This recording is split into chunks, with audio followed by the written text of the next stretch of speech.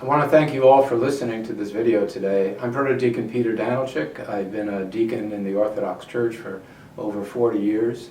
Along with my wife and family, that has been one of the greatest joys of my life. I'm also a retired executive from ExxonMobil Corporation, serving there for almost 34 years, about half of which was served overseas in Japan, Singapore, Australia, Hong Kong, and Germany.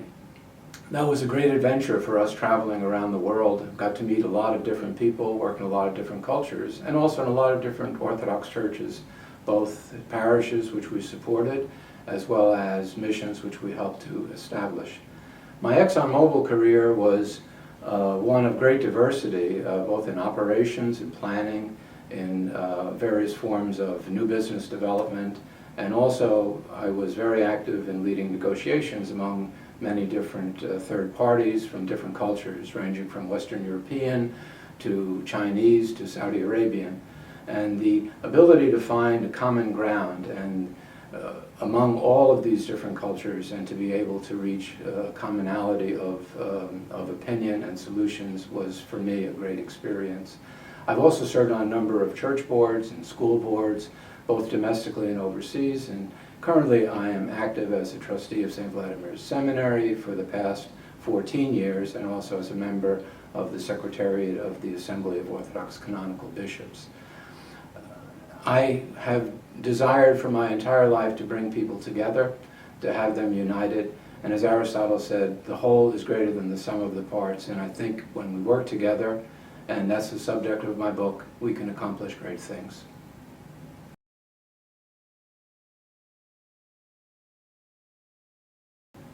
In the church, newly ordained clergy, including bishops, are often thrust into their new positions without very much leadership and managerial experience. The same can be said of lay people who sometimes have to assume leadership responsibilities both in the parish as well as in new outside jobs.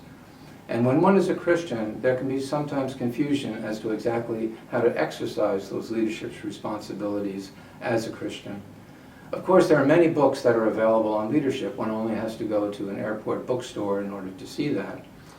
But it can be sometimes very, very confusing, and one sometimes wonders as a Christian whether there is any real Christian leadership model that exists, or do we need to be just content with adapting secular offerings. The premise of my book is that there is such a Christian leadership model, and it can be founded upon the very simple statement in the Lord's Prayer, "Thy will be done."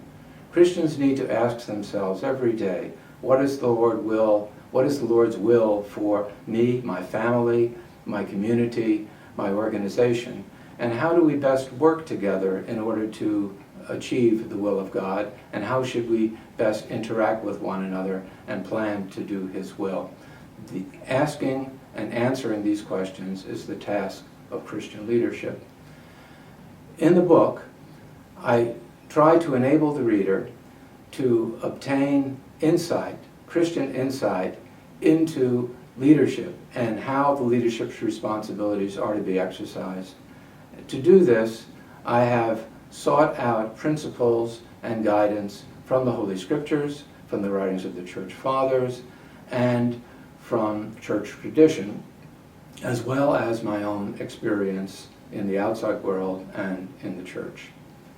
Also, in order to carry out leadership responsibilities, one has to know how to plan for the future and how to work in the present. And I offer many suggestions, recommendations, guidelines, and processes for doing strategic planning and for managerial practices in the day-by-day sphere of life.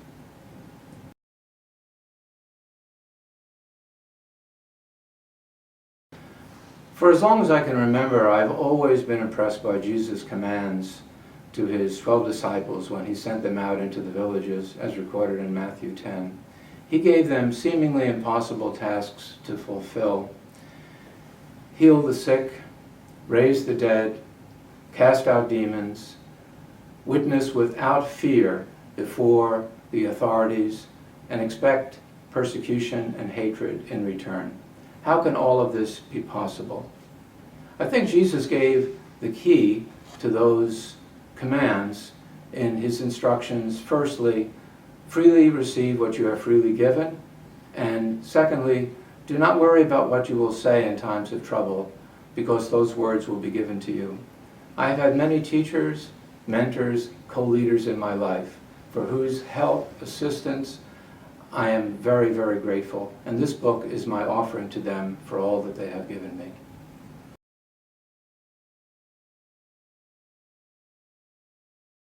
Christians with leadership responsibilities, whether in the church or in the outside world, will benefit from reading this book.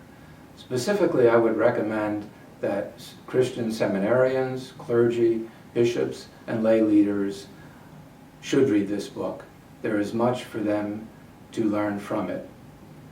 I would also recommend that Christians who seek a scripturally based approach towards the whole subject of leadership, planning, and management will enjoy reading the book, as well as those who are seeking more knowledge of strategic planning and management, even as general readers, will be able to acquire much good from it, plus they will be able to see what Christians may think about these particular areas.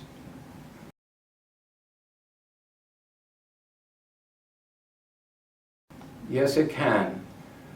The book is split up into 5 parts with many subchapters, each of which can be taken apart and tailored to the needs of the parish or organizational study group. Seeking and doing the will of God, the foundations and goals of Christian leadership, ministerial leadership of the laity, deacon, priest, and bishop, the basics and processes of strategic planning, and finally, selected strategic management topics such as board membership, how to deal with disagreeable people, ethics, regulatory compliance, project management, and fundraising. Many of these topics, clergy have come to me and say, we don't have enough education in this. Here's the chance for them to receive that.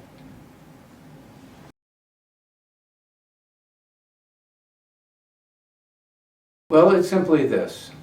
You are called to be a leader in Christ's church, doing the will of God. You are called to be a leader wherever God has called you to be, whether in the home, in your neighborhood, in a community, in your organization, wherever.